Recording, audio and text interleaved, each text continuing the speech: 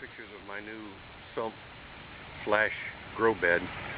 It's 2 foot by 4 foot by 2 foot tall. It's probably going to be about 110 gallons altogether.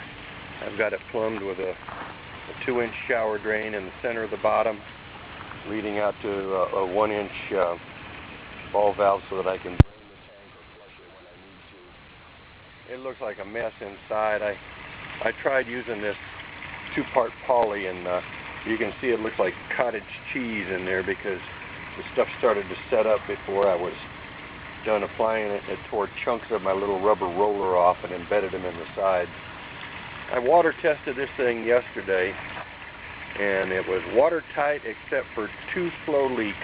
I couldn't figure out where the source of the leaks was. I tried putting more silicone caulk on the edges, and that didn't seem to help. So I went and bought a gallon of 2-part epoxy from Home Depot, and I liberally applied that over the top. It's just about totally set up at this point. I'm going to try another tank test, a water test with it later on this afternoon after it's fully cured, and see how it goes. But this is going to double as my sump and a grow bed, and I'm going to build an identical one to this shortly to add to my 270-gallon system. Ought to bring it up to about 410 gallons altogether. Speaking of which, this is my 270-gallon system, and I did a little plumbing change over here. I bought this Intex pool. It was like 40 bucks, 650-gallon pool, and it came with a 510-gallon external pump. And I got the bright idea to plumb that into my 270-gallon system here. Externally, I have a central drain in this old aerator tank.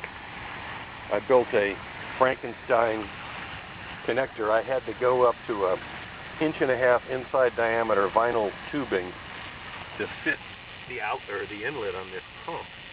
So then I had to go with a bunch of reducers to get that to fit the 1.25-inch drain to the tank. It's working pretty good. So I've got it plumbed up. 1-inch pipe goes into 1/2-inch pipe that goes into this little mini mechanical slash biological filter that I built. Doing a remarkable job keeping the water clean. Add some biological filtration to my little shower aeration filtration system, and let's see how the fish are doing. The fish are getting big.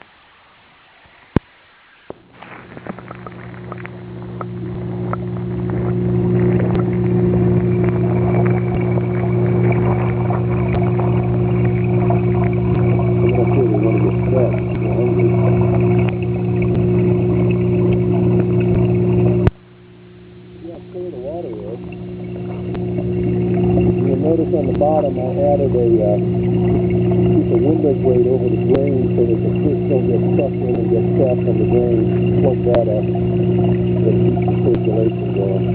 Don't worry guys, you're going to get fed in a little bit. But I thought I would do a quick update on my system. Everything seems to be running good. 0 ammonia, 0 nitrates. I'm running about 80 parts per million of nitrates, 0 ammonia and 0 nitrites. Nitrates about 80 parts per million.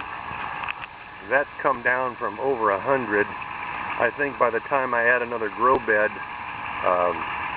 2 more grow beds actually, bigger than the one that I have on the system now, that'll start pulling even more of the nitrates out of the system.